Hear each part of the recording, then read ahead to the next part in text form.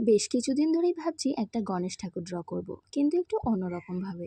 কিন্তু রেফারেন্সের অভাবে করতেই পারছিলাম না। যাক, শেষ পর্যন্ত এই সুন্দর একটা রেফারেন্স আমি চুজ করে ফেলেছি। যেই রেফারেন্সটা দেখে আজকে আমি পুরো কাজটা করতে চলেছি।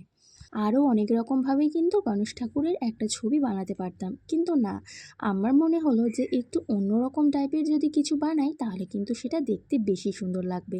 যেরকম ধরো এরকম 3D টাইপের একটা ছবি, যেটা এতটা গ্লসি আর এতটা সুন্দর লাগবে, একটা চকচকে ভাব আছে এই ছবিটার মধ্যে, যেটা যে কোনো কাউকে মুগ্ধ করতে কিন্তু বাধ্য।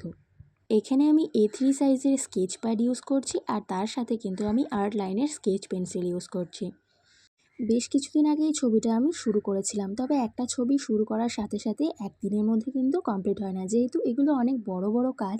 তাই এগুলো কমপ্লিট করতে কিন্তু অনেকটা সময় লাগে। যেরকম আমার এই ছবিটা কমপ্লিট করতে কিন্তু পুরো টাইমটা কাউন্ট করলে ছবিটা কমপ্লিট করতে কিন্তু মোটামুটি আমার 3 দিন লেগে গেছে।